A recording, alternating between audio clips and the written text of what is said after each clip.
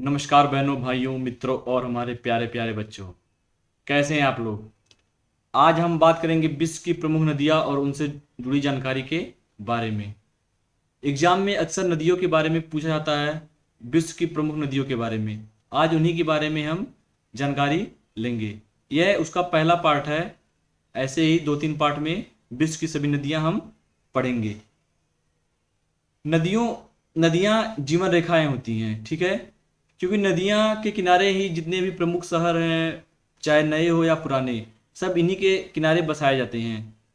क्योंकि यहाँ से हमको यातायात का साधन हो गया या फिर जल की आपूर्ति हो गई, कुछ भी जरूरत होती है तो नदियों के किनारे हमें मिल जाता है। क्योंकि यह इसके किनारे की जो भूमि होती है वह भी उपजाऊ होती है। विश्व की जितनी भी सभ्यताएं अब तक ज्ञात हैं, वे सभी किसी न किसी नदी के किनारे विकसित हुई हैं। जैसा कि आप लोग जानते ही हैं, विश्व के जितने भी पुराने हो, जितनी भी सभ्यताएं थी पहले, वह सब नदी के किनारे ही थी। जैसे उदाहरण के लिए आप जानते हैं हड़प्पा की सभ्यता, जो सिंधु नदी के किनारे थी, ठीक है। मिस्र की सभ्यता नील नदी के किनारे। और नील नदी को क्या कहते हैं, नील नदी को क्या कहते हैं, मिस्र का वरदान भी कहा जाता है, ठीक है। आइए जानते हैं पहले विश्व की सबसे लंबी नदी के बारे में। जो सबसे मुख्य नदी है विश्व की, उसको कहते हैं नील नदी। नील नदी मिस्र का वरदान मैंने आपको बता दिया है। यह अफ्रीका महाद्वीप में बहती है। किस महाद्वीप में? अफ्रीका में। किन किन देशों में? मिस्र में, सूडान में, युगांडा में, ठीक है। अगर इसके उद्गम स्थल की बात करें तो इसका उद्गम स्थल कहाँ था? विक्टोरिया झील से। यह विक्टोरिया झील से निकलती है। गिरने का स्थान यह कहाँ जाकर खत्म होती है? भूमध्य सागर में, ठीक है।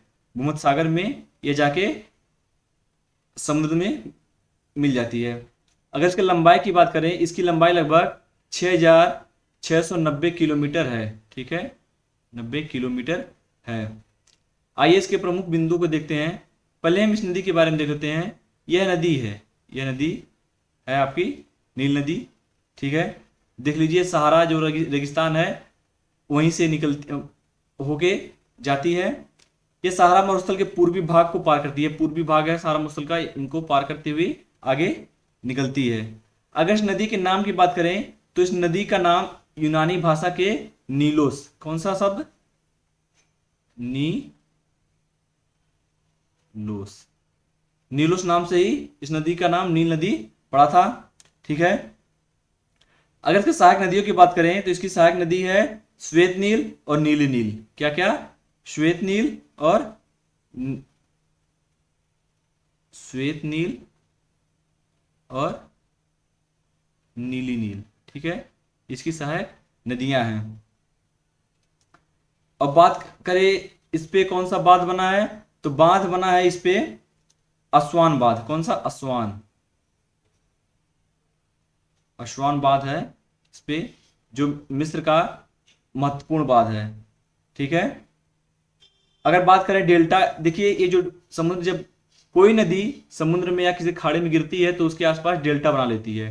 तो यह डेल्टा जो इसका है कितना है? 160 किलोमीटर लंबा है। कितना? 160 किलोमीटर लंबा, 160 किलोमीटर लंबा। और चौड़ाई की बात करें तो चौड़ाई लगभग 240 किलोमीटर है। कितना? 240 किलोमीटर, ठीक है। एक विशाल डेल्टा कह सकते हैं, बहुत बहुत बड़ा विशाल डेल्टा बनाती है ये नील नदी, ठीक है। और जो सूडान देश से नदी बहती है, तो सूडान देश क्या है? विश्व का सबसे बड़ा गोद उत्पादक देश है। क्या? गोद। जो रबड़ गोद से बनते हैं, विश्व का सबसे बड़ा उत्पादक देश कौन सा है? सूडान, जहां से नील नदी होकर निकलती है। आइए दूसरी नदी के बारे में देखते हैं। जो हमारी दूसरी नदी है वह है अमेजन नदी, ठीक है। अमेजन का जंगल आप नाम सुना होगा, वहीं से अमेजन नदी भी निकलती है, ठीक है। बात करें, यह दक्षिण अमेरिका महाद्वीप से में बहती है।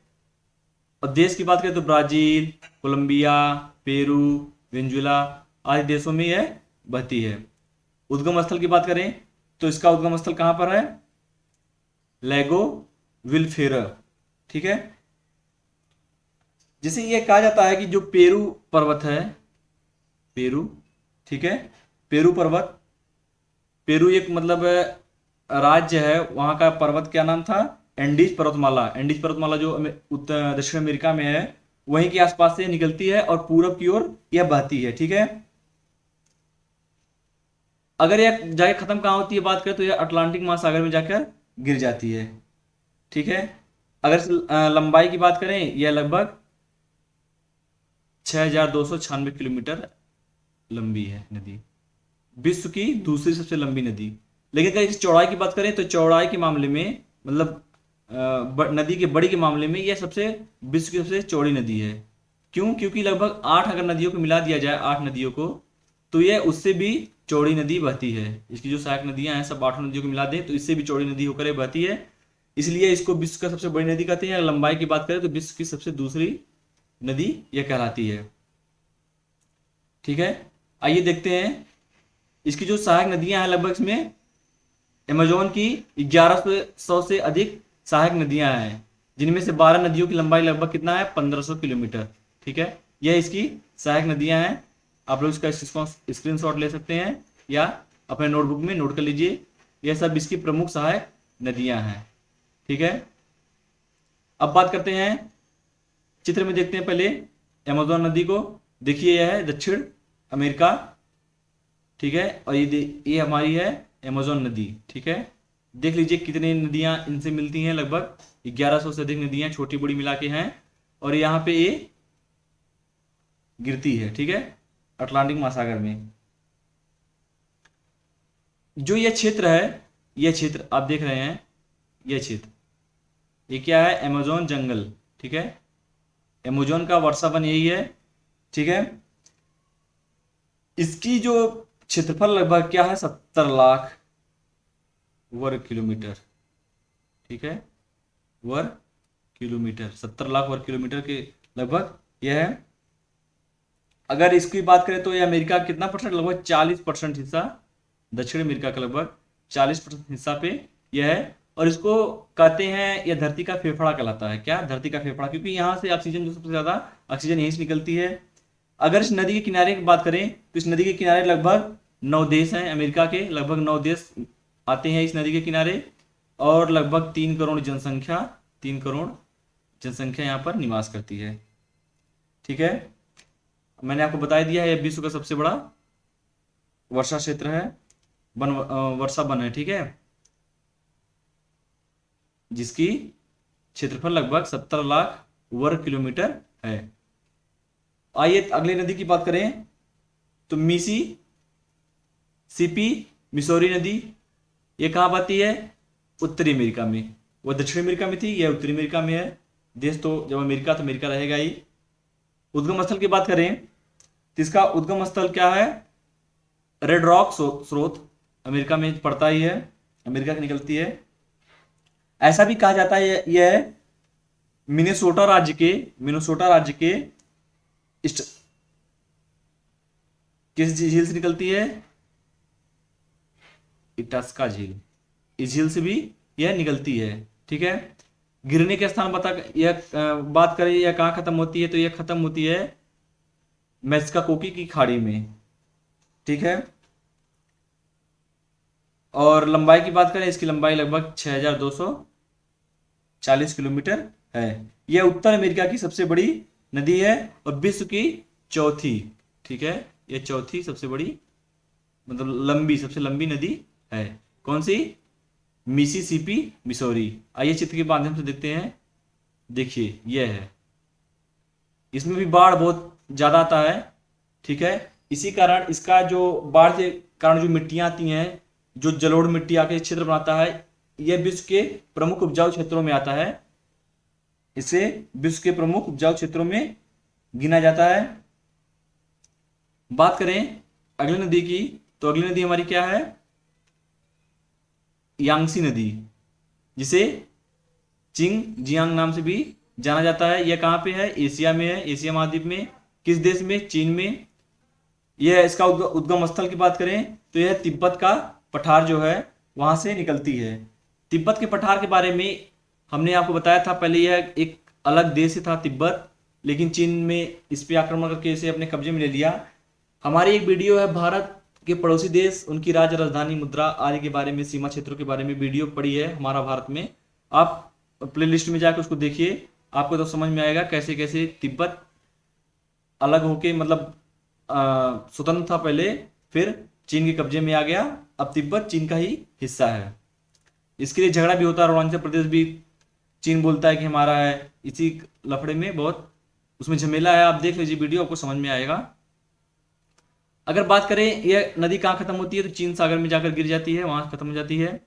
लंबाई की बात करें तो इसकी लंबाई लगभग 6300 किलोमीटर है। यह विश्व की तीसरी सबसे बड़ी नदी है, ठीक है, तीसरी सबसे बड़ी नदी है ये, क्या, यांगसी नदी। आइए इसको देखते हैं। यांगसी नदी देखिए ये है, यहाँ से ये तिब्बत का पठार है, ठीक है, तिब्बत के पठार से यह निकलती है। ये जो पठार है, पहाड़ी इलाका, इसको क्या कहते हैं, सिकांग का पठार। सिकांग का जो पहाड़ है, यही तिब्बत का पठार के अलावा यहीं से निकलती है नदी, और यहाँ से होते हुए अपना संगई होते हुए जाके चीन सागर में गिर जाती है, ठीक है। इसकी सहायक नदियां हैं कौन कौन सी, हेन, जो हेन सांग आप पढ़ते हैं वही सहायक नदियां ये है, ठीक है। सुइनिंग, मिलक्यांग, चुंगक्यांग आदि इनकी प्रमुख नदियां हैं। किसकी, इस नदी की प्रमुख नदियां यही हैं।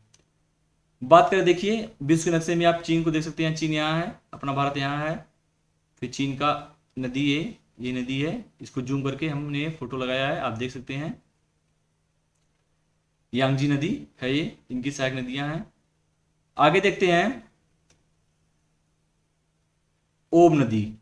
ओब नदी की बात करें तो यह भी एशिया महाद्वीप पे है। यह कजाकिस्तान और रूस से बहती है। उद्गम स्थल की बात करें तो है अल्टाई पर्वत से निकलती है, ठीक है, अल्टाई पर्वत से निकलती है। और गिरने का स्थान ओब की खाड़ी। ओब की खाड़ी कहां पड़ता है, काला सागर के पास। जो काला सागर है, काला सागर वही ओब की खाड़ी है, उसी में जाके नदी गिर जाती है। इस नदी की बात करें तो इसकी नदी की लंबाई है 5567 किलोमीटर। यह दुनिया की 7वीं सबसे लंबी नदी है, ठीक, कौन सी, 7वीं, ठीक है, 7वीं सबसे लंबी नदी है। अगर एशिया की बात करें तो एशिया की तीसरी सबसे लंबी नदी है।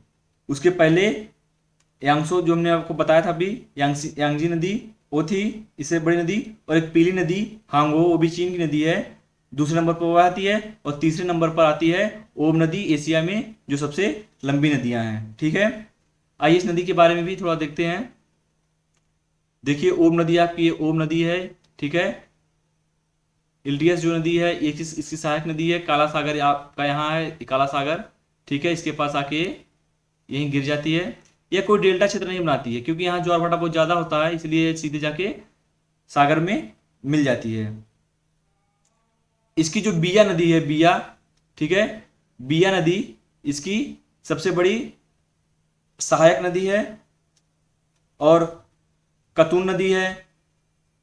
ओब की बात करें तो ओब कोई एक, क्या नाम है, कह सकते हैं मेन नदी नहीं है। यहाँ एक कातुब और बिया नदी जब दोनों आपस में मिलती हैं, यहाँ पे संगम करती हैं, तब यहाँ से ओब बन के निकलती है, ठीक है।